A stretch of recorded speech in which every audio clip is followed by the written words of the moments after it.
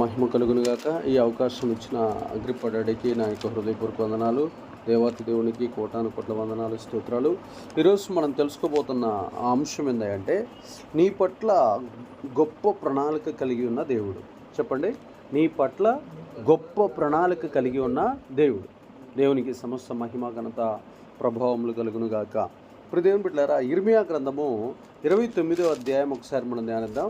29:11. ఇర్మియా గ్రంథము 29వ అధ్యాయము 11వ వచనం. 29:11.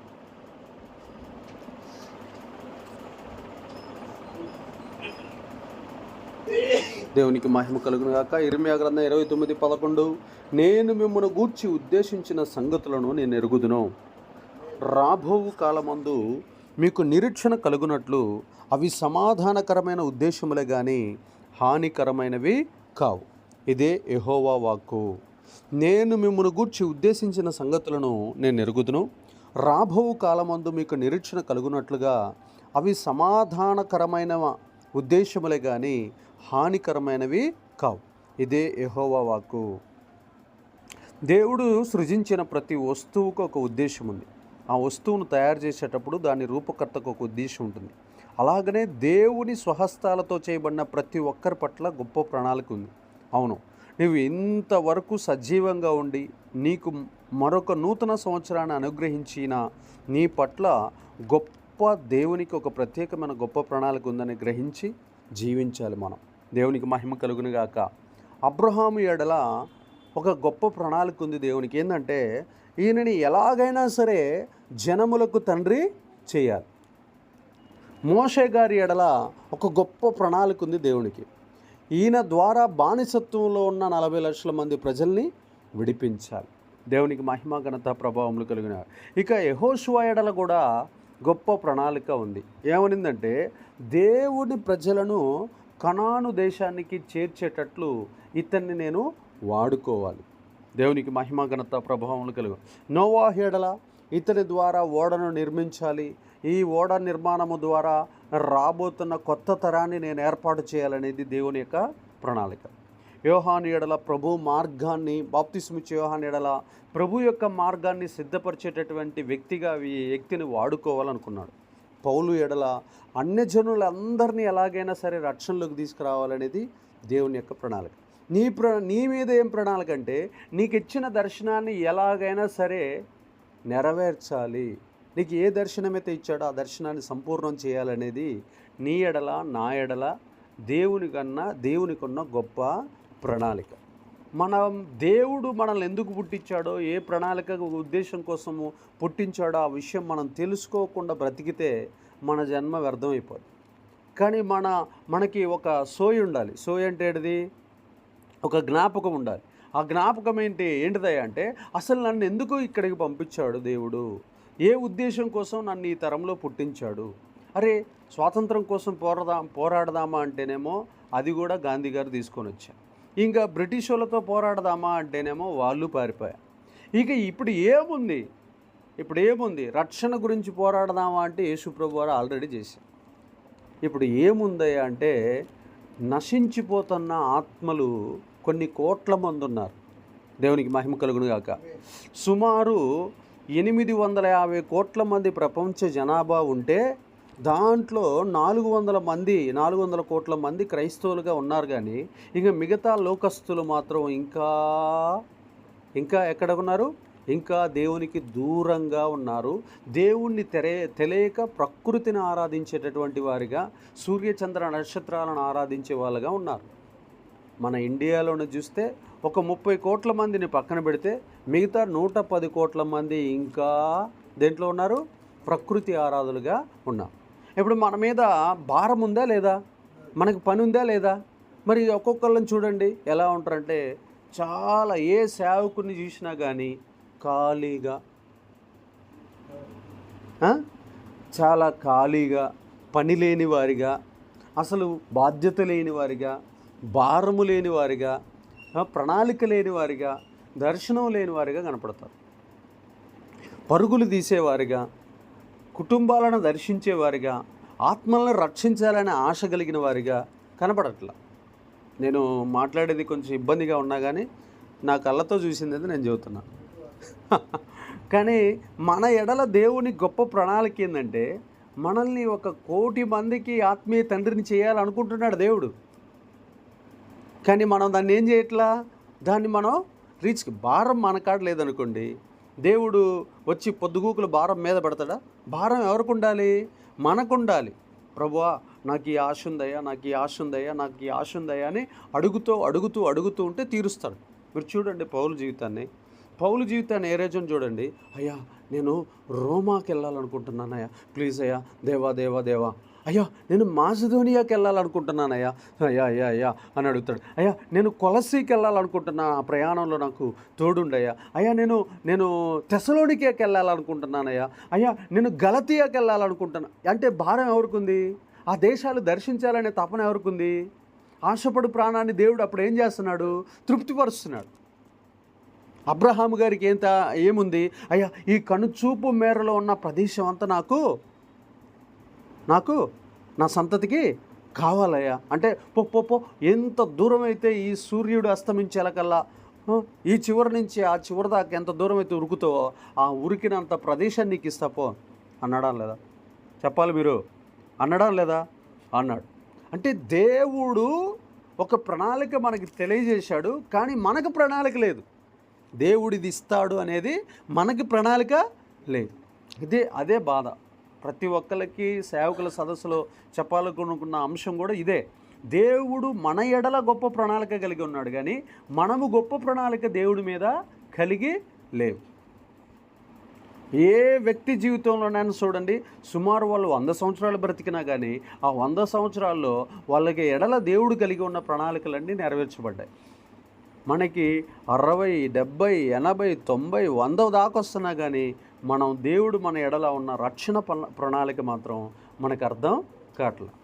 ఇప్పుడు ఏమీ లేదని మనల్ని పుట్టించాడు ఈ తరంలో అంటే ప్రజలకి రక్షణ లేదు. యేసుప్రభువారు పుట్టిన కాలంలో యేసుప్రభువారు ఎందుకు భూమి మీద పుట్టాడయ్యా అంటే సంసోను పుట్టాడు. ఎందుకు? ఫిలిష్తీయుల చేతిలో నుంచి ప్రజలను రక్షించడానికి. యెషయా పుట్టాడు. ఎందుకు? ప్రజలకి ప్రవచనాలు చెప్పడానికి. ఎజ్కేలు పుట్టాడు. ఎందుకు? ఎండిపోయినటువంటి సంఘాన్ని జీవింపజేయటానికి. దానియేలు పుట్టాడు. ఎందుకు? చెరసాలలో ఉన్న ప్రజలని బంధ విముక్తుల్ని చేయటానికి. యేసుప్రభువారు పుట్టాడు. ఎందుకు? తన ప్రజలను వారి పాపముల నుండి విడిపించటానికి పుట్టాడు. ఆమేన్. అయితే అక్కడ మెన్షన్ చేస్తాడు మత్తయి సువార్త 1:21లో, తన ప్రజలను వారి పాపముల నుండి విడిపించుటకు మనుష్య కుమారుడు పుట్టాను, ఆయనకి యేసు అని పేరు పెట్టబడింది. మనుషులు ఒక్కొక్కళ్ళు ఒక్కొక్క కాన్సెప్ట్తో పుట్టారు, కానీ యేసుప్రభువారు మాత్రం దేనికి పుట్టాడు? ప్రజల పాపాల నుండి విడిపించటం కోసం పుట్టాడు. ఇప్పుడు మనకు స్వాతంత్రం ఉంది, ఐశ్వర్యం ఉంది, ఆరోగ్యం ఉంది, ఆనందం ఉంది, అన్నీ ఉన్నాయి. కానీ ప్రజల దగ్గర ఏం లేదంటే రక్షణ లేదు. ఏం లేదు? రక్షణ లేదు. ఆ రక్షణను తీసుకురావాల్సిన భారం బాధ్యత ఎవరికాడ ఉంది? సేవకుల మీదే ఉంది. దేవునికి మహిమ కలుగును గాక. చూద్దాం ఒకసారి కీర్తనల గ్రంథం 72వ అధ్యాయము. కీర్తనల గ్రంథము 72:18. కీర్తనల గ్రంథము 72:18 ఒకసారి చూస్తే అక్కడ రాయబడిన మాట, దేవుడైన యెహోవా ఇజ్రాయేలీల యొక్క దేవుడు స్తుతింపబడును గాక, ఆయన మాత్రమే ఆశ్చర్యకార్యాలు చేయవాడు. దేవునికి మహిమ ఘనత ప్రభావములు కలిగిన దేవుడైన యెహోవా ఇజ్రాయేలీల యొక్క దేవుడు స్తుతింపబడును గాక, ఆయన మాత్రమే ఆశ్చర్యకార్యములు చేయవాడు. ఆయన మహిమ గల నామము నిత్యము స్తుతింపబడును గాక, సర్వభూమియు ఆయన మహిమతో నిండియుండును గాక. Amen, amen. దేవునికి మహిమ ఘనత ప్రభావములు కలుగు. దేవుణ్ణి ఎరిగిన నీ జీవితంలో గొప్ప కార్యాలు చేయాలని దేవుడు ఆశపడుచున్నాడు కనుక ఆశ్చర్య కార్యాలు చూసినట్లు నా కన్నులు తెరవమని మనం ప్రార్థన చేయాలి. దేవునికి మహిమ కలుగును గాక. నీ జీవితంలో గొప్ప కార్యాలు చేయాలన్నదే దేవుడి గొప్ప ప్రణాళిక.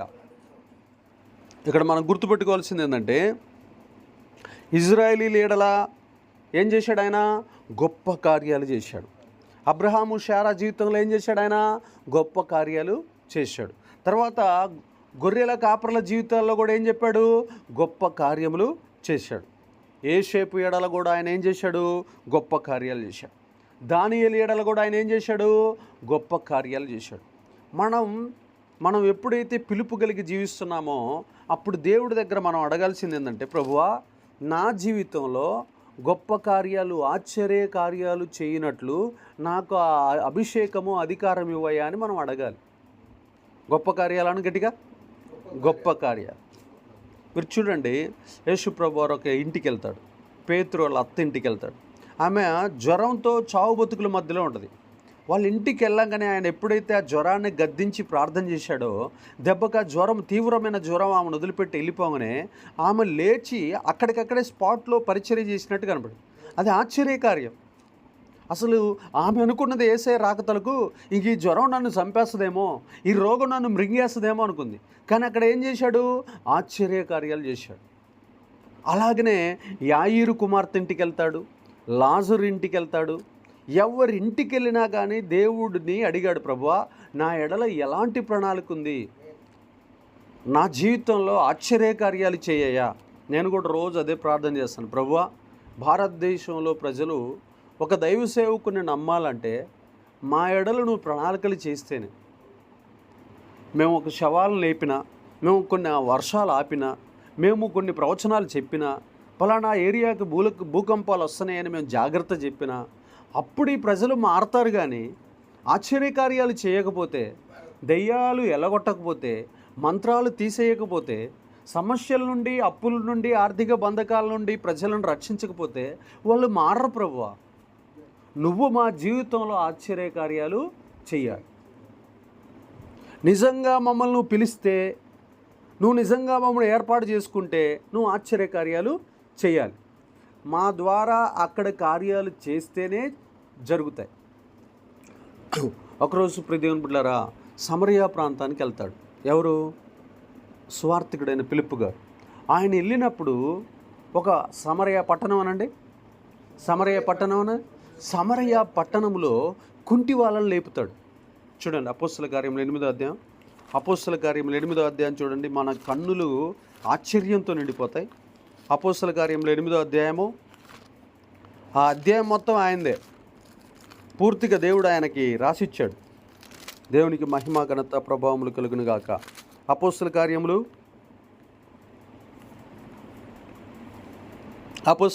8వ అధ్యాయం 4 నుంచి 8 వచనాలు. కాబట్టి చెదిరిపోయిన వారు సువార్త వాక్యమును ప్రకటించుచు సంచారము చేసిరి. అప్పుడు ఫిలిప్పు సమరయ పట్టణము వరకు వెళ్ళి క్రీస్తును వారికి ప్రకటించుచు ఉండెను. జనసమూహములు విని ఫిలిప్పు చేసిన సూచక్రియలను చూచినందున అతడు చెప్పిన మాటల యందు ఏక మనసుతో లక్ష్యముంచగా అనేకులను పట్టిన అపవిత్రాత్మలు పెద్ద కేకలు వేసి వారిని వదిలిపోయాను. పక్షవాయువు గలవారును, కుంటివారును అనేకులు స్వస్థత పొందిరి. అందుకు ఆ పట్టణములో మిగుల సంతోషము కలిగిన. ఆమేన్. చూడండి, పక్షవాయువు కలిగిన వారిని లేపాడు, కుంటి వారిని లేపాడు, దెయ్యాలు పట్టిన వారిని లేపాడు. పట్టణం అంతా ఎవరి దగ్గర వచ్చి కూర్చుంది? సువార్తికుడైన ఫిలిప్పు దగ్గరకు వచ్చి, ఎలా చేస్తున్నాడు ఇలాంటి సూచక్రియలు, ఎలా జరుగుతున్నాయి ఇలాంటి ఆశ్చర్యకార్యాలు, ఒక్కడు ఎలా చేస్తున్నాడు, పట్టణం మొత్తాన్ని షేక్ ఎలా చేస్తున్నాడు. ఆమేన్. పట్టణం మొత్తం మిగుల సంతోషించింది. పట్టణంలో కుంటోళ్ళు లేకుండా చేశాడు, పట్టణంలో పక్షవాయువు వాళ్ళు కలిగిన వాళ్ళని లేకుండా చేశాడు, అనేక దురాత్మలు, దయ్యాలు పట్టిన వారందరినీ ఎల్లగొట్టాడు. పట్టణం మొత్తాన్ని సువార్తతో నింపి వదిలిపెట్టాడు. పట్టణం అంతా క్రిస్మస్ పండుగ చేసుకుంది. ఆమేన్. మిగుల సంతోషంతో. ప్రజలకున్న ప్రాబ్లమ్స్ చెప్పండి. కుంటి వాళ్ళు ఏం చేస్తూ ఉంటారు? దోగాడుతూ వాళ్ళ జీవితం అంతా నేను ఎందుకు పుట్టాను అని అదే ఒక డిప్రెషన్లో ఉంటారు. ఇంకా రోగాలు కలిగిన వారు నన్ను తీసుకపో ప్రభువా, నన్ను తీసుకపోండయ్యా, నాకు ఈ జన్మ వద్దు, నాకు ఈ జీవితం వద్దని ఏడుస్తూ ఉంటారు. ఇక 3 దెయ్యాలు పట్టిన వాళ్ళు ఏం చేస్తారు? ఒంటి మీద బట్టలు ఉంటాయా? పీకేసుకుంటూ ఉంటారు. శ్మశాన వాటికల దగ్గరికి ఎప్పుడు పోదామా, ఏ బావిలో దూకుదామా, ఏ చెరువులో దూకుదామా, ఏ కాలువలో దూకుదామా అన్నట్టు. ఈ 3 రకాలైన గుంపులు కలిగిన ప్రజలు ఆ పట్టణంలో ఉన్నారన్న భారం ఎవరికుంది చెప్పండి? ఎవరికుంది? ఫిలిప్పు దైవసేనుడికి ఉంది. మరి మనకి ఉందా? అదే బాధ. ఆలోచించండి ప్రియ. ఆశ్చర్యకార్యాలు గట్టి చెప్పండి. సూచక క్రియలు, ఆశ్చర్యకార్యాలు నా జీవితంలో జరిగించాయా అని మనం ఏం చేయాలంటే దేవుణ్ణి భారంగా ప్రార్థన చేయాలి. అప్పుడు ఆయన మన జీవితంలో గొప్ప ఆశ్చర్యకార్యాలు చేస్తాడు. చాలా చాలా జాగ్రత్తగా ప్రతి సేవకుడు తన జీవితంలో గుర్తుపెట్టుకుంది, ప్రభువా నా జీవితంలో ఆశ్చర్యకార్యాలు జరిగాయి. ఒకరోజు నాకు ఒక దర్శనం వచ్చిందండి. నేను ఒక ఊరికి వెళ్తున్నా కారులో, దర్శనంలో వెళ్తూ ఉంటుంటే పైనుండి 3 అంతస్తుల బిల్డింగ్ నుంచి ఒక బాబు ఒక ముసలాయన కింద పడ్డారు. చెప్పాలి ఆ కల్లో ఏమవుతుంది, ఆ దర్శనంలో 3 అంతస్తుల బిల్డింగ్ నుంచి ఒక బాబు ఒక ముసలాయన కింద పడ్డారు. కింద పడితే కోడలు ఆ ముసలాయన భార్య ఉంటుంది కదా, వాళ్ళిద్దరూ ఆ బిల్డింగ్లోంచి కేకలేసుకుంటూ కిందకి దిగొచ్చారు. ఆ కింద పడేది నేను కూడా చూసా. ఆ బాబు ఆ ముసలాయన ఇద్దరు కింద పడేది నేను కూడా చూసిన. పోతున్న కారును ఆపి దిగి నేను అడిగిపోయినా. అడిగిపోయి వాళ్ళకనే కోడలు భార్య ఇద్దరు గుండెలు బాదుకుంటూ చచ్చిపోయిన వాళ్ళిద్దరిని పట్టుకొని ఏడుస్తున్నారు. బాబు చనిపోయాడు, చిన్న బాబు 2-3 సంవత్సరాల బాబు చచ్చిపోయాడు, ఆ ముసలాయన చచ్చిపోయాడు. చచ్చిపోయిన తర్వాత ఇంకా ఆ కోడలు ఆయన ముసలాయన భార్య ఉంటుంది కదా, ఆ ఇద్దరు కలిసి ఇంకా బోర్డు నేడుస్తున్నారు. ఇక నేను పోయాలక వాళ్ళిద్దరు చచ్చిపోయే ఉన్నారు, రక్తం మడుగులో ఉన్నారు. అయితే ఆ దర్శనంలో నాకేం చెప్తుందంటే, నేను పోయి ఏం కాదులేమ్మా అని చెప్పి వాళ్ళ నెత్తుల మీద ఇట్లా చేతులు వేయగానే ఇద్దరు బతికారు. ఆమేన్. అసలు నాకు ఆశ్చర్యం వేసింది, ఇదేంది ఈ దర్శనం ఎట్లా వచ్చింది దేవా ఏంది అని. నేను ఏ ఊరికైతే ఒక 2-3 రోజుల తర్వాత సువార్తకి వెళ్తున్నానో, ఏ గిద్దలూరు ప్రాంతానికి అయితే వెళ్తున్నానో, ఆ ఊర్లో సేమ్ సిచ్యువేషన్లో ఒక బాబు ఉన్నాడు చావు బతుకుల మధ్యలో. మెదడు వాపు వచ్చి, ఏ వాపు వచ్చి, మెదడు వాపు వచ్చి కాళ్ళు చేతులు మెదడు పనిచేయని సిచ్యువేషన్లో ఉన్నాడు డాడీ. నన్ను తీసుకుపోయారు, నాకు సువార్త అని చెప్పాడు. మన గురించి జిల్లాలో చాలామంది మాట్లాడుకుంటారు, అన్న తేజమయ అన్న దెయ్యాలు మంత్రాలు ఇస్తాడు, రోగాలు ప్రార్థన చేస్తాడు అని ఒక టాకింగ్ వెళ్ళిపోయింది ప్రజల దగ్గరికి, ఒక వార్త వెళ్ళిపోయింది. ఇక నాకు తెలవదు ఈ దర్శనం వచ్చింది ఎందుకు వచ్చిందా అని అనుకుంటున్నాను. అది ఆ రోజు వచ్చింది, అది ఇంకా తర్వాత నెరవేర్చబడాలి. ఇక నేను పోయి ఆ బాబు కోసం ఒక 15 నిమిషాలు ప్రార్థన చేసిన బ్రదర్. ఏ ఇంటికైతే నన్ను తీసుకెళ్లారో ఆ ఇంట్లోనే ఆ బాబు ఉన్నాడు. ఆ బాబు కోసం ప్రార్థన చేసి ఇంకా అలసిపోయినా కదా, సుమారు 250 కిలోమీటర్లు కారులో ప్రయాణం చేసి అలసిపోయి ఇంకా పడుకున్నా. తెల్లారిన 5 గంటలకు డాడీ ఆ మెదడు వాపు వచ్చిన బాబు వచ్చి నన్ను లేపాడు, నడుచుకుంటూ వచ్చి. కాళ్ళు చేతులు మెదడు 3 పని చేయని అబ్బాయి లేచి వచ్చి నన్ను వాళ్ళ బాబాయిని లేపి, ఎప్పుడొచ్చారు పాస్టన్న అని నన్ను అడుగుతున్నాడు.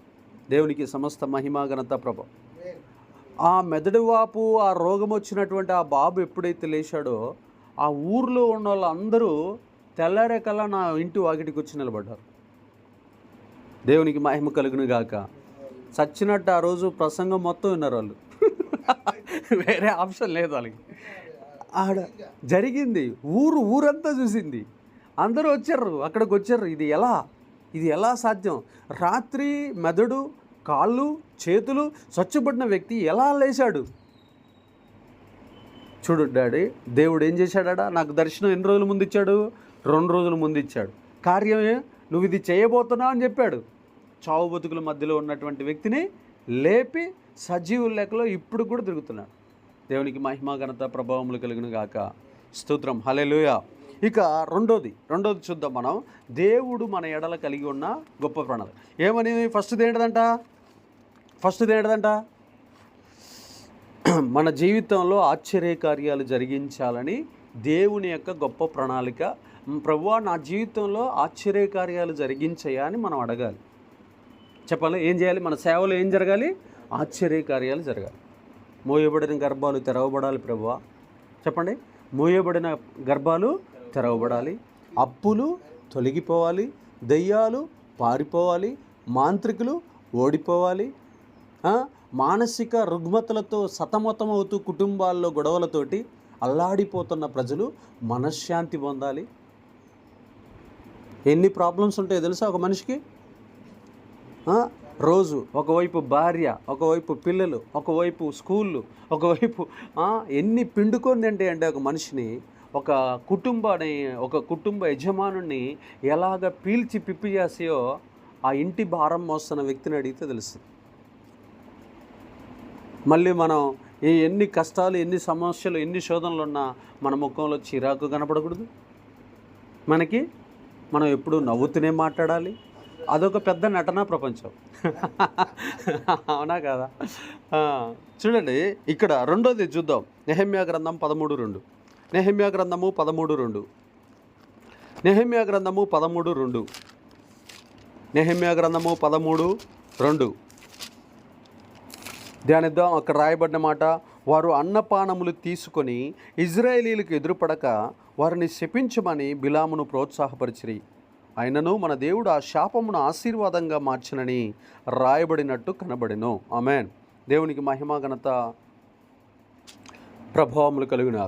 ఫస్ట్ది ఏందయ్యా అంటే, మన జీవితంలో దేవుడు ఆశ్చర్య కార్యాలు చేయాలి అనేది దేవుని యొక్క గొప్ప ప్రణాళిక. రెండోది ఏందయ్యా అంటే, నీ శాపాలన్నీ ఆశీర్వాదాలుగా మార్చాలనేది దేవుని యొక్క గొప్ప ప్రణాళిక. ప్రతి మనిషికి శాపాలు ఉంటాయి తెలుసా?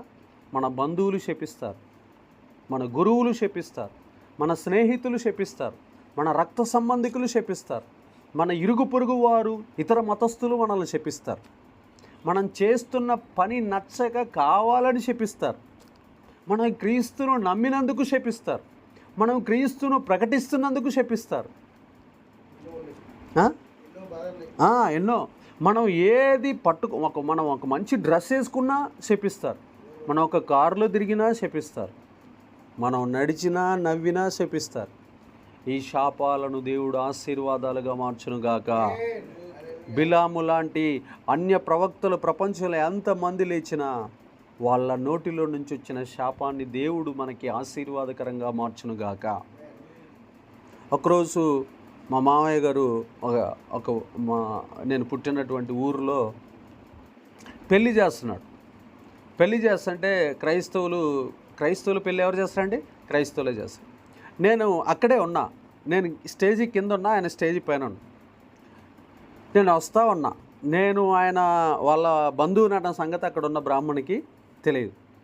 ఈయన కొడుకులు చూడు, ఆయన అన్న మాట, ఈయన కొడుకులు చూడు మన దగ్గర ఉన్నటువంటి పురోహిత్యం లాక్కొని వాళ్ళు పెళ్ళిళ్ళు చేస్తున్నారు, దొంగ నా కొడుకులకు, వాళ్ళకి ఏం తెలుసు అన్నాడు. పాయింట్ అర్థమైంది? పెళ్ళి చేస్తాడు అక్కడ పాస్టర్ మామయ్య. ఏం చేస్తాడు? పెళ్ళి చేస్తాడు. కింద ఉన్నటువంటి ఆ కడుపు మండుతున్న బ్రాహ్మణుడు ఏమంటున్నాడు? శపిస్తున్నాడు. ఈయన కొడుకులకి ఏం తెలుసు?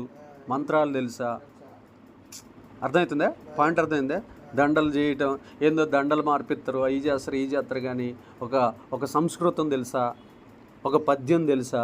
అది అరే ఇంకా మనం అనకూడదు, మనం ఏంది అనకూడదు. సరే, ఆడికున్న కడుపు మంట. ఎందుకంటే జనాలకి మేమే చెయ్యాలి. మన సంస్కృతి ప్రకారం ఎవరు? మేమే. ఈ జనాలన్నీ ఊర్లో ఉన్న వాళ్ళందరికీ పెద్దలం మేమే.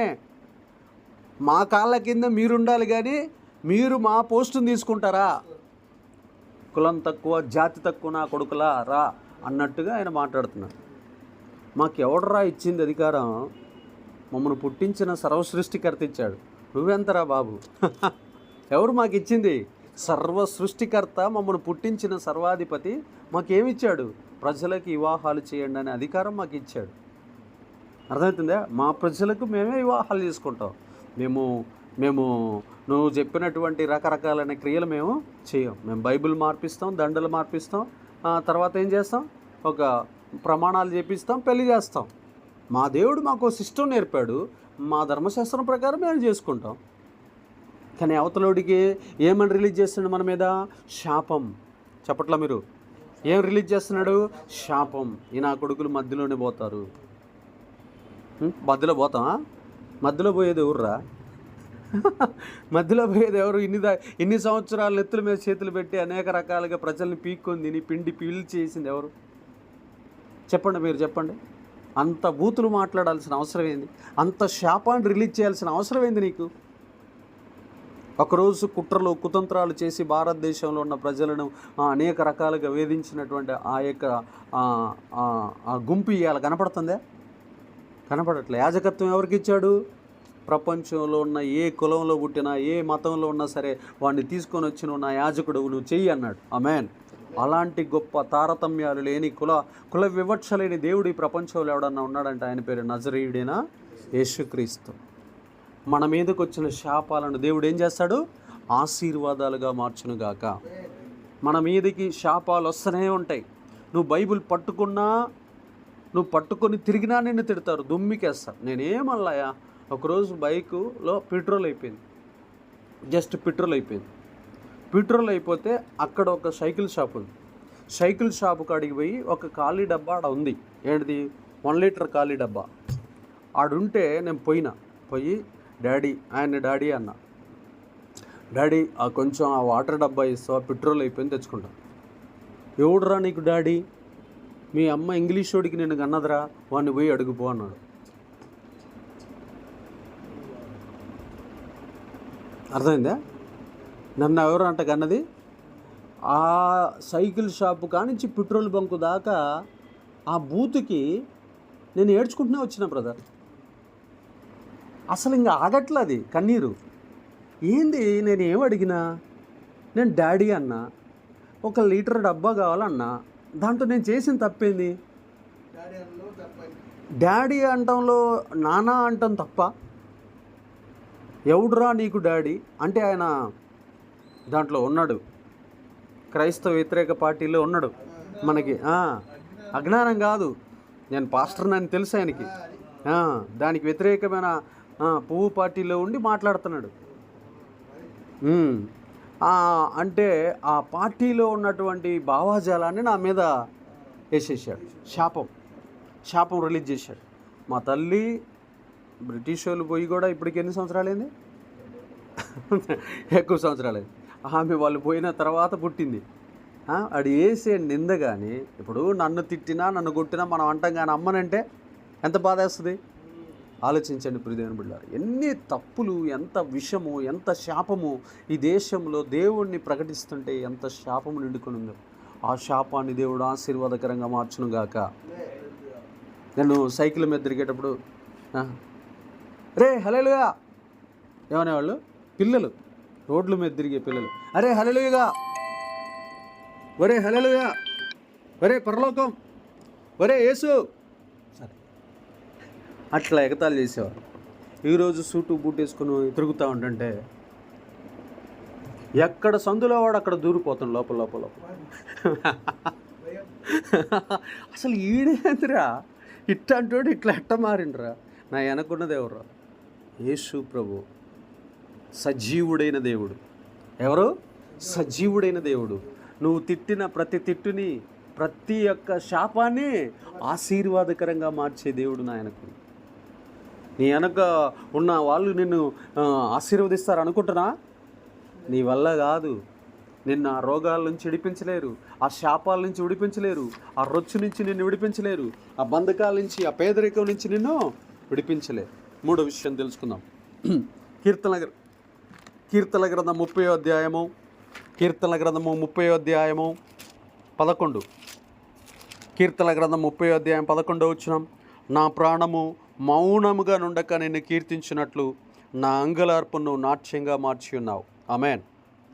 దేవునికి మహిమ, ఘనత, ప్రభావం. మొట్టమొదటిది ఏంటిది? నీ ఎడల గొప్ప ఆశ్చర్య కార్యాలు చేయాలనేది దేవుని ప్రణాళిక. రెండోది ఏంటిది? నీ శాపాలన్నీ ఆశీర్వాదకరంగా మార్చాలనేది దేవుని ప్రణాళిక. మూడోది ఏంటిది? నీ దుఃఖమును సంతోషంగా మార్చాలనేది, నీ యొక్క అంగలార్పును నాట్యంగా మార్చాలనేది దేవుని యొక్క గొప్ప ప్రణాళిక. చెప్పట్ల మీరు నోరు తెరవట్ల. నీ యొక్క దుఃఖములన్నిటినీ నాట్యంగా మార్చాలనేది దేవుని యొక్క గొప్ప ప్రణాళిక. ఉండవా మనకి దుఃఖాలు? ఉండవా సేవకులకి? ఉంటాయా? ఉండవా? ఇంట్లో పాస్టర్గా మనం పరిచయం చేస్తుంటే భార్య మారదు, తమ్ముడు మారడు, డాడీ మారడు, చెల్లెలు మారదు, కొన్ని కుటుంబాల్లో తల్లి మారదు, కొంతమంది సేవకుల జీవితాల్లో చెల్లెళ్ళు మారరు, కొంతమంది సేవకుల జీవితాల్లో అక్కలు మారరు, అన్నలు మారరు. ఇలాగా మనం ఒకటి పరిచర్య చేస్తుంటే వాళ్ళు మనకు వ్యతిరేకంగా చేస్తూ ఉంటారు. అరే మన ఊరు మొత్తం మారుతుంటే వీళ్ళేందిరా అంటే మనకు దుఃఖం. ఓ పాస్టర్ ఇక్కడే ఉప్పల్లో నేను చూశా, అదే శాంతినగర్ ప్రాంతాల్లో పరిచర్య చేస్తూ ఉంటాడు అయ్యా. పాపం తండ్రి పరిచర్య చేస్తూ ఉంటుంటే కొడుకు తాగి ఇంటికి వస్తూ ఉంటాడు. అసలు సేవని ఎట్లా ముందుకు సాగింప చేయాలో అర్థంగా ఏడుస్తూ ఉంటాడు. ఆ బాధ, ఆ ముళ్ళు గుచ్చుకునే ఆ తాకిడి ఎవరికి చెప్పలేడు. ఏదన్నా సాటి సేవకుడికి పోయి చూద్దాం అంటేనేమో వాడే ఆడ బయటెత్తడు, అదొక బాధ. సంఘస్థులకు చెబుదాం అంటే అరే నువ్వు మా అందరికీ చెబుతున్నావు కానీ నువ్వు చెప్పుకోలేవా, నీ ఇంట్లో వాళ్ళకి చెప్పలేవా అని అదొక నొప్పి. దేవుడికి చెబుదాం అని అంటే దేవుడికి చెబితేనేమో ఆయన మౌనంగా ఉంటాడు, దర్శనం రాదు. ఎట్లా ఇప్పుడు ఈ దుఃఖం ఎలా పోవాలి, ఆ ముళ్ళు ఎలా ఎరగొట్టబడాలి? అందుకనే సేవకులకు కూడా ఏముంటాయి దుఃఖములు.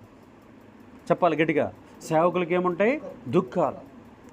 మనం ఈడ పరిచర్య చేస్తుంటే ఎదురుగా ఒకడు వచ్చి చేస్తూ ఉంటాడు. చెప్పండి, అవునా కదా? ఇది కరెక్టా అన్న? బైబిల్ ప్రకారం దుఃఖం ఎవరికి దుఃఖం కలిగిస్తున్నావు నువ్వు? సాటి సేవకుడి. మనం ఒక మార్గంలో వెళ్తుంటే ఒకడు ఇది ఎట్లా అయినా తొక్కేయాలి అని చేయాలని చెప్పి వాడు మన చర్చి వాళ్ళ కాడికి పోయి మన మీద చెడు చెబుతూ ఉంటాడు. దుఃఖం. ఒక్కోసారి మనం రక్షించుకున్నటువంటి ఆత్మలు, విశ్వాసులే మనకి వ్యతిరేకంగా పనిచేస్తూ ఉంటారు, వెన్నుపోటు పొడిచే వాళ్ళకి తిరుగుతూ ఉంటారు. అది ఒక దుఃఖం. ఈ దుఃఖములన్నిటిని దేవుడు ఏం చేయాలనుకుంటున్నాడు? నాట్యముగా మార్చాలనుకుంటున్నాడు. ఇది దేవుని యొక్క గొప్ప ప్రణాళిక మన ఎడల, సేవకుల ఎడల. 4వ అంశం తెలుసుకుందాం. దేవుని బిడ్డలారా, 7 అంశాలు చెప్పి ముగిస్తాం. కీర్తనల గ్రంథము 81:16. కీర్తనల గ్రంథము 81:16. 81:16. అతి శ్రేష్టమైన గోధుమలను అనుగ్రహించి నేను వారిని పోషించదను, కొండ తేనెతో నేను తృప్తిపరచెదను. ఆమేన్. దేవునికి మహిమ, ఘనత, ప్రభావములు కలుగును గాక. చూడండి, శ్రేష్టమైన వనరులతో నిన్ను తృప్తిపరచాలనేది దేవుని యొక్క గొప్ప ప్రణాళిక. చెప్పాలి ఏంటిది? 4వ పాయింట్ ఏంటంట? శ్రేష్టమైన వనరులతో నిన్ను తృప్తిపరచాలనేది దేవుని యొక్క గొప్ప ప్రణాళిక. ఒకటోది ఏంటిది? మన పరిచర్యలో ఆశ్చర్యకార్యాలు చేయాలనేది దేవుని యొక్క గొప్ప ప్రణాళిక. రెండోది ఏంటిది? మన శాపాలన్నిటినీ ఆశీర్వాదాలుగా మార్చాలనేది దేవుని యొక్క గొప్ప ప్రణాళిక. మూడోది ఏంటిది? మన దుఃఖములన్నిటినీ, చెప్పాలి దుఃఖాలు అనాలి, మన దుఃఖములన్నిటినీ నాట్యముగా మార్చాలనేది దేవుని యొక్క ప్రణాళిక. నాలుగోది ఏంటిది? నిన్ను శ్రేష్టమైన వనరులతో నింపి నిన్ను తృప్తిపరచాలనేది దేవుని యొక్క గొప్ప ప్రణాళిక. నాలుగోది ఏంటంట? నిన్ను శ్రేష్టమైన వనరులతో నింపి, నీ ఇంట్లో పలానాది లేదు, పలానా ఆ పాత్ర లేదు, ఈ పాత్ర లేదు, నాకు ఇది కొరత ఉన్నది, నాకు బియ్యం కొరత ఉన్నది, నాకు పప్పులు కొరత ఉన్నాయి, నాకు ఫ్రిడ్జ్ కొరత ఉంది, నాకు పలానా వస్తువు కొరత ఉన్నది, నాకు పలానా ఇది కొరత ఉన్నది అనేది నీ జీవితంలో లేకుండా చేయాలనేది దేవుని గొప్ప ప్రణాళిక. 2 ఇస్తాడంట నీకు. ఒకటేది ఏంటంటే శ్రేష్టమైన గోధుమలతో నిన్ను భుజింపజేస్తాడు. చెప్పాలి గట్టిగా, శ్రేష్టమైన గోధుమలతో నిన్ను భుజింపజేస్తాడు. రెండోది కొండ తేనెతో తృప్తిపరుస్తాడు. ఆమేన్, హల్లెలూయా. నిజంగా మీరు నమ్మండి నమ్మకపోండి, నాకు తెలిసి ఇప్పటికి 14-15 సంవత్సరాల సేవలో 1 లక్ష బిర్యానీలు తిని ఉంటాను నేను. నిజం డాడీ. అసలు ఏ ఇంటికైనా పో, ఎక్కడికైనా వెళ్ళు, అది పరిగెత్తుకుంటూ నా కాడికి వస్తుంది. దేవునికి మహిమ కలుగును కాదు. దేవుడు నన్ను ఆహారం, నేను ఆయన పని చేస్తున్నాను, నాకు కావాల్సిన ఆహారాన్ని ఆయన నాకు సమకూరుస్తున్నాడు, నాకు కావాల్సిన బట్టలు. అర్థమవుతుంది? వాడెవడో సినిమా యాక్టర్ వేసుకున్నట్టు ఏంది, మనమే హీరోలం ప్రపంచంలో. మనం చెయ్యి పెడితే దెయ్యం పోద్ది. ఆమేన్. మనం చెయ్యి పెడితే మంత్రం పోద్ది. మనం చెయ్యి పెడితే చచ్చిపోయేవాడు బతుకుతాడు. మనం చెయ్యి పెడితే రోగాలు పోతాయి. పాయింట్ అర్థమైందా? అర్థం కాలేదా? అర్థం కావట్లేదు మీరు. ఎవడు హీరో? ఒరిజినల్ హీరో మనం, ఒరిజినల్ హీరో. కానీ ఎవడు హీరో అని చెప్పుకుంటున్నాడు? నటించేవాడు హీరో అని చెప్పుకుంటున్నాడు. వాడు మొన్న కరోనాలో తెలిసిందిగా, వాడు అంత గ్రాఫిక్స్ చూపిస్తాడు, కానీ ఆక్సిజన్ లేకుండా చాలామంది చచ్చిపోయారు.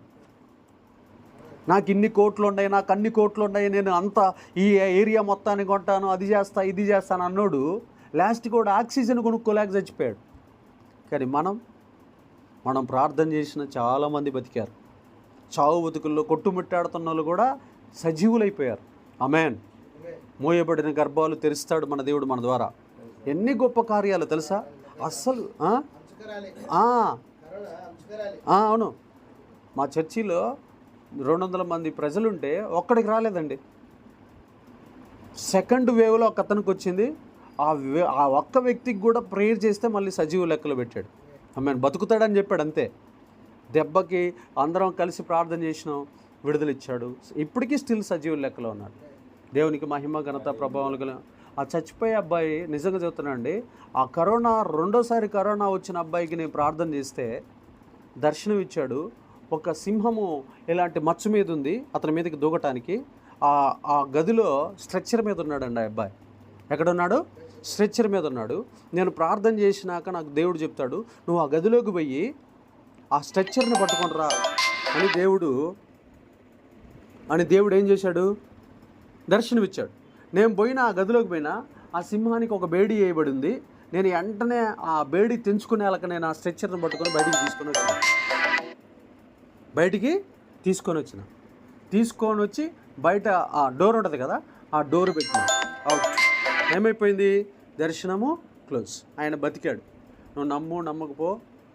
అదే రోజు ఆ దర్శనం చెప్పినా, నువ్వు బతుకుతావు అని చెప్పినా, కరెక్ట్గా 1 వారం రోజుల తర్వాత చర్చికి వచ్చాడు. ఒక సూట్ కేసు పట్టుకొని వచ్చాడు. టేబుల్ మీద 18 లక్షలు పెట్టాడు. ఆమేన్. ఎంత పెట్టాడు?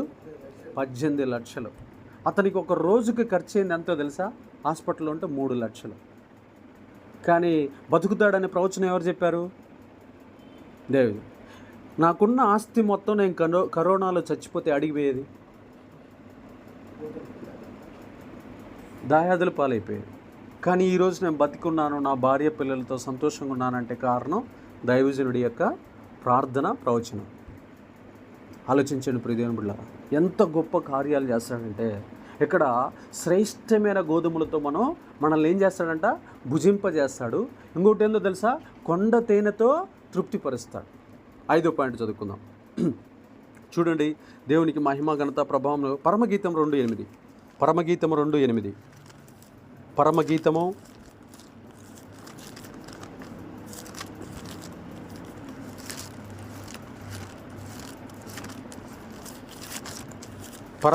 2:8. ఆలకించుడి, నా ప్రియుని స్వరము వినబడుచున్నది. ఇదిగో అతడు వచ్చుచున్నాడు. గంతులు వేయుచు కొండల మీదను, ఎగసి దాటుచు మెట్టల మీదను అతను వచ్చుచున్నాడు. ఆమేన్. దేవునికి మహిమ ఘనత ప్రభావం. 5వ పాయింట్ ఏందయ్యా అంటే, దేవుడు మన ఎడల కలిగి ఉన్న గొప్ప ప్రణాళిక. 5వ పాయింట్ ఏందంటే, ఆయన స్వరం వింటూ ఆయన చెప్పింది మనం చేయాలి. అది దేవుని యొక్క గొప్ప ప్రణాళిక. ఆలకించుడి అనే మాట ఉంది చూడండి. ఆలకించుడి, నా ప్రియుని స్వరము వినబడుచున్నది. ఇదిగో అతడు వచ్చుచున్నాడు. గంతులు వేయుచు కొండల మీదను, ఎగసి దాటుచు మెట్టల మీదను అతను వచ్చుచున్నాడు. ఆమేన్. ఆయన స్వరమును, దేవుని స్వరమును వింటూ దేవుడు చెప్పింది చెయ్యాలనేదే ప్రతి ఒక్క సేవకుని జీవితంలో దేవుని యొక్క గొప్ప ప్రణాళిక. రోజు మనం ఏం వినాలో తెలుసా? దేవుని స్వరం వింటూ ఉండాలి, దేవుని పాటలు వింటూ ఉండాలి, దేవుని యొక్క ప్రసంగాలు వింటూ ఉండాలి, దేవుని యొక్క వాక్యం ధ్యానిస్తూ ఉంటున్నప్పుడు మనకి ఏ స్వరం వినపడుతుందయ్యా అంటే దేవుని స్వరం మనకి వినపడుతుంది. నిజంగా మీరు నమ్మండి నమ్మకపోండి, చాలాసార్లు లే అన్ని స్వరం నేను ఎన్నిసార్లు విన్నాను నా గదిలో. అర్థమవుతుందా? ఒకసారి సుమారు 8 సార్లు సంపకీసి కొట్టాడు. 8 సార్లు లే అని, నిద్ర నుంచి లేచి వెళ్ళిపోవని. దేవునికి మహిమ కలుగును గాక.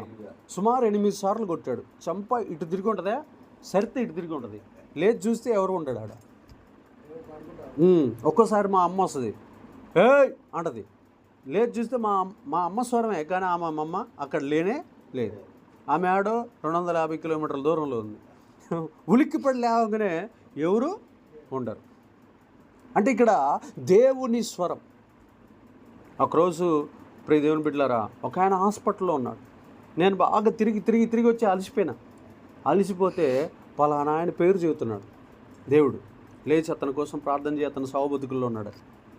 దెబ్బకి దర్శనం రాగానే లేచి మళ్ళీ ప్రార్థన చేసిన అరగంటకి దేవుడు మళ్ళీ నాకేమిచ్చాడు తెలుసా? మళ్ళీ దర్శనం ఇచ్చాడు. అతనికి నువ్వు చేసిన ప్రార్థన బట్టి నేను 10 సంవత్సరాల ఆయుష్ ఇస్తున్నానని. ఆమేన్. దేవునికి మహిమ కలుగును గాక. మొన్నండి గత 3 నెలల క్రితం కుషాయిగూడలో ఒక ఆమె ఉంటుంది. నేనాడో నా ప్రార్థనా గదిలో ఫాస్టింగ్ ప్రేయర్లో నుండి ఇట్లా వాలానండి అంతే. 2 గంటలకు అయిపోయింది కదా, ఏమన్నా దేవుడు మాట్లాడుతాడేమో ఇట్లా వాడిన. పలానా పేరు కలిగిన ఆమెను పిలువు అన్నాడు. ఎందుకు ప్రభువా? ఆ దర్శనంలో మాట్లాడుతున్నాడు. ఎందుకు ప్రభు? ఆమెకి చేతబడి చేశారు, ఆమెను పిలిపించి ప్రార్థన చేయి, ఆమెను చంపబోతున్నారని చెప్పాడు. ఒరి నీకు దండం పెడతా ప్రభా, పిలిచిన తర్వాత ఆమెకి మీద ఏ శక్తి లేకపోతే నన్ను దొంగ సేవకుడు అని చెప్పొద్దు, నీకు దండం పెడతా, లే పిలువు అన్నాడు. ఇక ఫోన్ రెండోసారి కూడా దర్శనం ఇచ్చినాక ఫోన్ చేసి పిలిచానండి. అక్క నువ్వు అర్జెంటుగా ఉప్పలకరా, నీ మీద ఏదో శక్తి ఉందంట, ప్రభువు నాకు దర్శనం ఇచ్చాడంటే హుట్టున 1000 రూపాయలు బ్యాగులు వేసుకొని అయ్యా నాకు ఫోన్ చేసిండని బంధువులను తీసుకొని వచ్చేసింది. ఉప్పలకు వచ్చి గజ్జ వణుకుతున్నాడు. నేను చెయ్యి ఎత్తే ఉండాలేదన్న శక్తి, లేకపోతే తుస్సు ఏమైపోతావు తుస్. ఇలా చేయబట్టగానే ఇంక ఊగుతుంది లోపల శక్తి. నేను ఈమెకు చేతబడి చేసిన సంగతి ఎవరికి తెలియదు, నీకడ తెలుసు అంటుంది. ఉరి నీకట తెలుసు అంటే ఇంక నాకు ఎవరు చెప్పారు? సృష్టికర్త. ఎవరు చెప్పారు? సృష్టికర్త చెప్పాడు. పిచ్చాడు దాన. అర్థమవుతుందా నీకు? నా వెనకున్న వ్యక్తి ఎవరో నీకు తెలుసా? అనగానే 15 నిమిషాలు ప్రార్థన చేయగానే గిల్ల కొట్టుకొని విడుదల. వీడియో తీసుకొని పెట్టుకున్నా. స్తోత్రం, హల్లెలూయా. మీరు ఆమె పేరు అడ్రస్ ఏ చెప్పమన్నా చదువుతా, వీడియోతో సహా ఉంది నా కాడ యూట్యూబ్లో. అర్థమవుతుందా డాడీ? నిన్నటి రోజున మన సెమీ క్రిస్మస్ ఎప్పుడు జరిగింది? 15వ తారీఖు మెసేజ్ వచ్చింది నీ కానించి. నాకు వచ్చి వద్దామని ఇట్టు వస్తుంటే ఫోన్ వచ్చింది. ఒక కువైట్ నుంచి ఒక అతను ఫోన్ చేశాడు. అన్న ఇదిగో పలానా నార్పల్లి ప్రాంతంలో మా ఫ్యామిలీ ఉంది, ఇదిగో మా మిస్సెస్కి పిల్లలకి అందరికీ జ్వరాలన్నా, నీకు దండం పెడితే ఇండివు ప్రార్థన చేసిరాపో అని అన్నాడు. అంతే. నేను ఆడికి పోయినా. ఇంకా చూడు, అది ఆడ జ్వరం మంత్రం, అది మొత్తం 5గురు ఉండరు లోపల. ఈ అమ్మాయి ఒక్కటే. జస్ట్ ఏముందిలే జ్వరం అనేట ప్రార్థన చేస్తే ఇంక ఈ చెయ్యిని ఇంక ఒత్తుతుంది. ఇంకట తీయవా ఇంకట కొరకటానికి తీసుకుంటుంది, నోటికి తీసుకుంటే. ఏందమ్మా జ్వరానికి కొరకటానికి ఇదేం సంబంధం అంటే ఇంకా 5గురు నూపుతుంది. ఇంకా మొత్తం గంట పట్టింది. నాకేమో సెమీ క్రిస్మస్ వాద్యమా నేను అందుకోకపోతే మళ్ళీ డాడీ ఏమన్నా అంటాడేమోనని అదొక బాధ.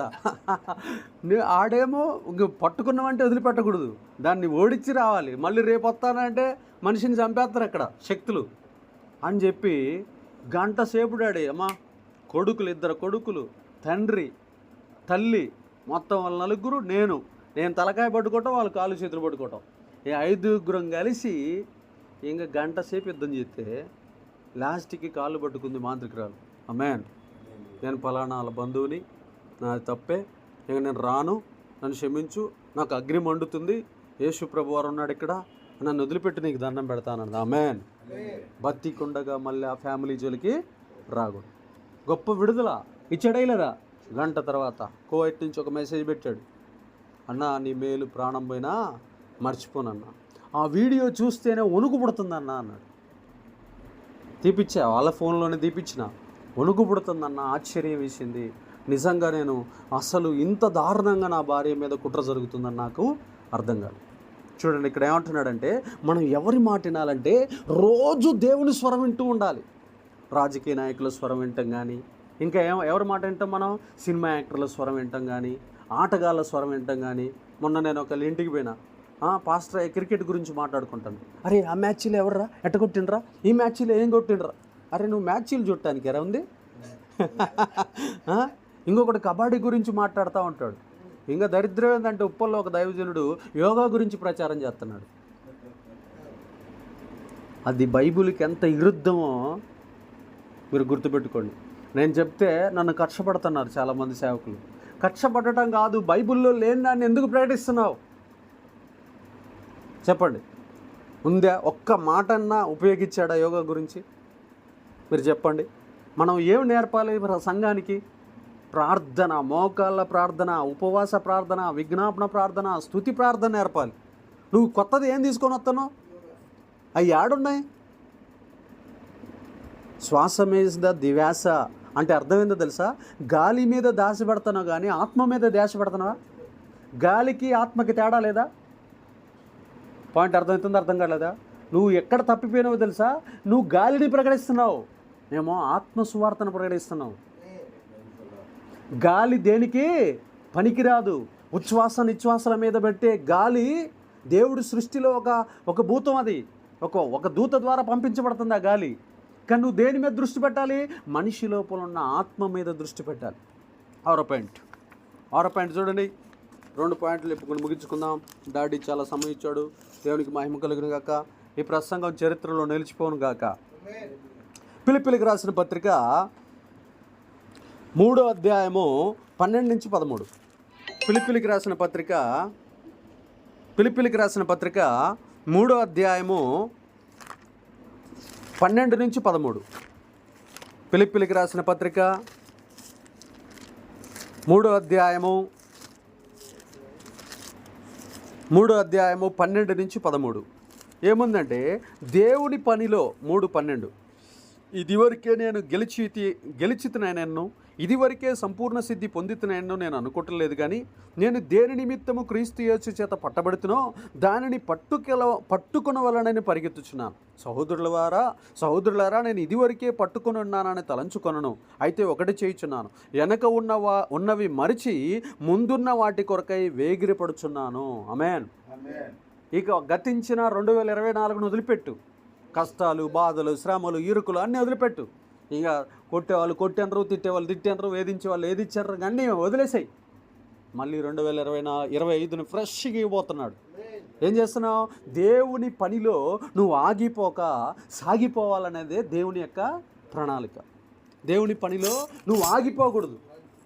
కొంతమంది సేవకులు అంటారు, అన్న సేవ చాలా కష్టంగా ఉందన్న, నీకు దండం పెడతాను, ఇంకా కొత్త సంవత్సరం నుంచి ఇంకా సువార్థకుడిగా అవతారం ఎత్తుతాను. అరే నిన్నటిదాకా ఏ అవతారం? కాపరి అవతారం. ఈ కాపరి పరిచర్య చాలా కష్టంగా ఉందని చెప్పి ఏ అవతారం ఎత్తుతున్నాడు? సువార్థికుడు. ఇక రేపొద్దున సువార్థికుడు కాస్త అది కూడా భారవేది ఆడ తంతారు. ఆడ ఏదో అది ఇది తిట్టైనే ఇంక ఉపదేశకుడు బోర్డు మీద పాఠాలు చెప్పేవాడు అవుతాడు. అది కూడా పక్కింటోడు, ఆ ఎదురింటోడు ఎవడో ఒకడు వచ్చి ఇంకా ఆర్పుతూనే ఉంటుంది. నువ్వు స్టెప్పు దిగే కొద్దీ సాతానుడు ఏం చేస్తూ ఉంటాడు? ఆర్పేస్తూనే ఉంటాడు. కానీ వాడి మంటను మనం ఆర్పాలా? మన మంటను వాడు ఆర్పాలా? మనం వాడి మంటను ఆర్పాలి. అందుకోసం వచ్చినాం. ఆమేన్. కానీ వాడు ఎవరి మంటను ఆర్పుతుండు? మన మంటను ఆర్పుతుండు. రోజు రోజుకి ఇంకొక ముళ్ళు వేస్తే, ఇంకొక బాణం వేస్తే ఇడు పడతాడు. వీడు సేవను వదిలేస్తాడు. వీడి ప్రణాళిక పోతుంది. వీడి దర్శనం కోల్పోతాడు అని చెప్పి రోజుకి ఒక బాణం వేస్తున్నాడు. ఆ బాణాలు తగిలిన నొప్పికి నువ్వు సేవకుల సహవాసం లేక, సేవకుల బలం లేక, సేవకుల ప్రోత్సాహం లేక నువ్వేమైపోతున్నావు అంటే ఇరిగిపోతున్నావు, సేవను వదిలేస్తున్నావు. బట్ నేను వన్స్ ఎప్పుడైతే నువ్వు సేవను విడిచిపెడతావో దేవుని యొక్క అద్భుతాలు, ఆశ్చర్యకార్యాలు, సూచక్రియలు, దైవ కార్యాలు చేసే కృపను పోగొట్టుకుంటాం. నేను ఈ ప్రాంతంలో తిరుగుతూ ఉంటా. 20 సంవత్సరాల క్రితం ఒక ఆయన ప్రార్థన చేస్తే అసలు టపా జనాలు కింద పడేవాళ్ళని. మరి ఏం డాడీ ఇప్పుడు ఏమైంది అని అంటే, లేదయ్యా నా దగ్గర ఒక సేవకుడు నా సంఘాన్ని లాక్కున్నాడు, ఇంకప్పటి నుంచి సేవ మానేసిన, జాబుకు పోతున్నా. మరి ఆ రోజుల్లోనే 100 మందిని కింద పడేసిన నువ్వు ఈ రోజు దాకుంటే జిల్లాలు, రాష్ట్రాలు అప్పగించేవాడు. దేంట్లో నమ్మకంగా ఉండాలి. ఏదో ఒక రోజు నా దేవుడు నాకు రాష్ట్రాన్ని, దేశాన్ని అప్పగిస్తాడు. నేను ఈ సంవత్సరంలో బాగా డిప్రెషన్లో ఉండి ఏడ్చి పడుకున్నా ఒకసారి. ఇంకా ప్రభువా, నేను కూడా అదే మాట అన్నా దేవుడితోటి, ఈ సేవ ఎదగదు, ఈ అంతసేపు చూసినా ఇంక ఇదే రొటీన్ అవుతుంది, కానీ ఇంక ఇది వదిలేటట్లేదు అనగానే ఆ రాత్రి ఒక దైవజనుడు కల్లోకి వచ్చి, చూకున్నాడా ఒక ట్రైన్ చూపించండు. ఆ ట్రైన్ 5 అంతస్తులు ఉంది. అది 3-4 కిలోమీటర్లు ఉంది ఆ ట్రైన్. ఆ ట్రైన్లో సుమారు 1 కోటి మంది ప్రజలు ఉన్నారు. 1 కోటి మందికి కట్లు ఉన్నాయి. ఈ వచ్చిన దైవజనుడు నాతో చెబుతున్నాడు, ఆ 1 కోటి మందిని నువ్వు విడిపించిపో అంటున్నాడు. వాడు చప్పట్లో ఆమేన్, దేవునికి మహిమ కనప. నాకు ఫీజులు ఎగిరిపోయింది. నా ఎడల దేవుని ప్రణాళిక ఇంత దారుణంగా ఉందా? నా లైఫ్లో ఫస్ట్ టైము 1 కోటి అనే మాట విన్నా. అది డబ్బులు కాదు, ఆత్మలో. ఈ దర్శనం దేవుడు చెప్పినాక సేవలు వెనకడికి వేస్తానా చెప్పు డాడీ, చెప్పాలి. ఎంత డిప్రెషన్లో ఉన్నప్పుడు ఆ దర్శనం ఇచ్చాడు అది నాకు తెలుసు. దేవుని బిడ్డలారా, మన ఎడల దేవుని యొక్క ప్రణాళిక అది. నాకు నేను ఈ ఊరికి వచ్చినప్పుడు కూడా అడిగా, ప్రభువా నన్ను ఈ ఊరికేనా నువ్వు పంపించింది? అసలు నిజంగా ఇక్కడేనా లేకపోతే ఇంకెక్కడ నుండా అంటే 3 సార్లు అడిగిన. 3 సార్లు ఈ ఇళ్ళ దగ్గరికే నేను తిరుగుతున్నట్టు, ఈ గల్లీలు అంటే నేను సైకిల్ వేసుకొని తిరుగుతున్నట్టు అవన్నీ చూపించాడు. ఇంకా మళ్ళీ శోధియకూడదు, మనతో మాట్లాడుతున్నప్పుడు మళ్ళీ ఆయన బాధపడడం బాగోదని ఇంకా ఆ క్వశ్చన్ అడగల. మళ్ళీ ఇంతవరకు 14 సంవత్సరాల క్రితం అడిగిన ఆ ప్రశ్న మళ్ళీ ఈ సంవత్సరం అడిగిన. ఏమని? ప్రభువా నా వల్ల సేవ కాదు, నేను బ్యాక్ స్టెప్పు వేస్తా. నా ఈ శోధనలు, ఈ శ్రమలు 1 by 1 దాడి చేస్తాను. మా ఇల్లు అక్కడ రెంట్కి ఇస్తే నాకు రెంట్లు వస్తాయి, నేను ఇక్కడికి వచ్చి ఇంకొకరికి రెంట్ ఇవ్వాల్సి వస్తుంది. నాకేం తక్కువ? నాకు అన్ని సమృద్ధిగా ఉంటే నేనేంది ఈ ఇరుకులో, నేను ఈ శ్రమంలో, నేను ఈ తన్నుల్లో ఉన్నాయింది. మా ఇంటికాడికి పోతే మా ఇల్లు రెంట్కి ఇస్తే నాకే రెంట్ వస్తుంది, నాకే పొలం వేసుకుంటే పంట వస్తుంది, నాకే అన్ని రకాలైన ఫెసిలిటీస్ ఉన్నాయి. నేను ఇక్కడ ఇదేంది శోధన అన్నప్పుడు నా ఎడల దేవుని యొక్క ప్రణాళిక దేవుడు చూపించాడు. ఈ శ్రమలు నేను నీకు పెట్టింది ఎందుకు? సాక్ష్యము కొరకు. చెప్పండి, దేని కొరకు? సాక్ష్యం. 7వ మాట చెప్పుకొని ముగించుకుందాం. దేవునికి మహిమ కలిగిన గాక. పేతురు రాసిన మొదటి పత్రిక 5:6. పేతురు రాసిన మొదటి పత్రిక 5:6. పేతురు రాసిన మొదటి పత్రిక 5:6. దేవుడు తగిన కాలమందు 5:6 దేవుడు తగిన సమయమందు మిమ్మల్ని హెచ్చించినట్లు ఆయన బలిష్టమైన చేతి కింద దీన మనస్కులై ఉండుడి. ఆమేన్. 7వ పాయింట్ ఏంటంట? తగిన సమయమందు నిన్ను హెచ్చించాలనేది దేవుని యొక్క ప్రణాళిక. చెప్పట్లా మీరు నోరు తెరవట్ల సేవకులయ్యండి, చెప్పాలి. తగిన సమయమందు మనల్ని హెచ్చించాలనేది దేవుని యొక్క ప్రణాళిక. 7వ మాట ఏంది? తగిన సమయమందు మనల్ని హెచ్చించాలనేది దేవుని యొక్క ప్రణాళిక. మనం అప్పుడు దాకా ఏం చేయాలో తెలుసా? తగ్గించుకుంటూనే ఉండాలి, దీనులమై ఉండాలి. మన డాడీ ఉంటాడు, గోనా పిలుపు డాడీ ఉంటాడు, తిడుతూనే ఉంటాడు. నువ్వు తిట్టే కొద్ది నేను దీవించబడతా. ఇక ఆయనకు తోడు మళ్ళీ అగ్ని తోడు అయిపోయింది. జెరూసలేం మత్తయ్య డాడీ ఏడగానే పడతాడు, తిడతాడు. పర్సనల్ మంచి మన ఎదుగుదల కోసం వాళ్ళు తిట్టేది. వాళ్ళు నా క్షేమం కోరే వాళ్ళే కానీ నాకు కీడు చేసే వాళ్ళు అయితే కాదు.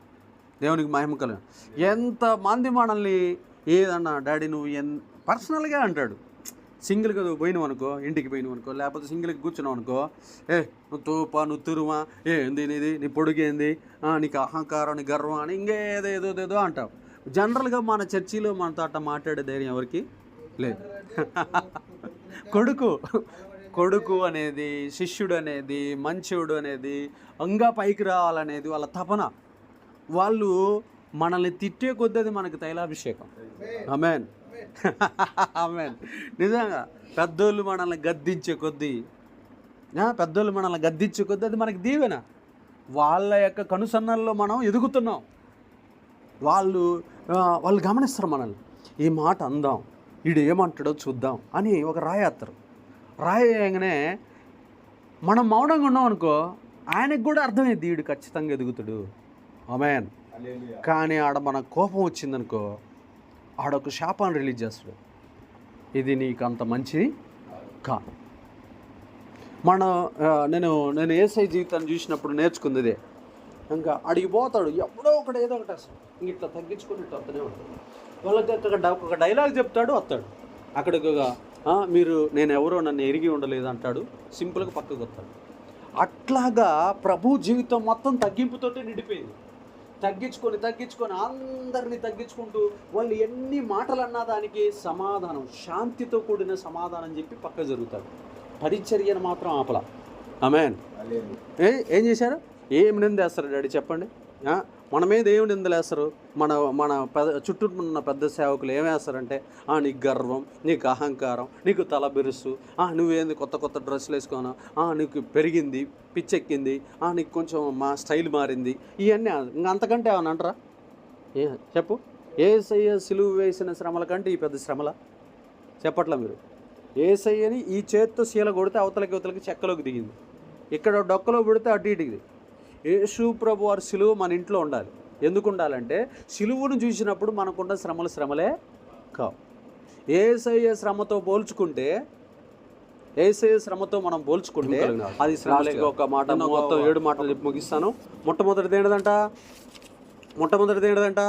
నీ జీవితంలో ఆశ్చర్య కార్యాలు చేయాలి, అద్భుతాలు చేయాలనేది దేవుని యొక్క ప్రణాళిక. రెండోది ఏంటంట? నీ శాపాలన్నిటినీ ఆశీర్వాదాలుగా మార్చాలనేది దేవుని యొక్క గొప్ప ప్రణాళిక.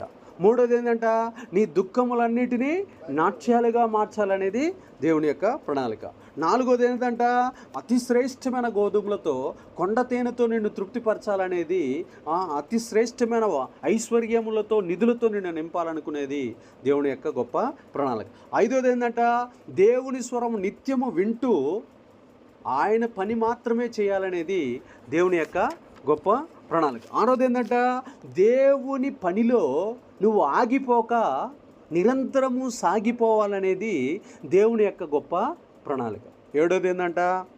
తగిన సమయమందు నిన్ను గొప్పగా హెచ్చించాలనేది దేవుని యొక్క గొప్ప ప్రణాళిక. ఇలాగ ఎన్ని ప్రణాళికలు ఉన్నాయి మొత్తం దేవుడికి మన మీద? 7 ప్రణాళికలు ఉన్నాయి. దేవుడి మాటలను దీవించి స్థిరపరిచి వర్ధిల్లింప చేయనుగాక. ఆమేన్. సమయం ఇచ్చిన దైవజనులకి నా యొక్క హృదయపూర్వక వందనాలు. Thank you very much daddy.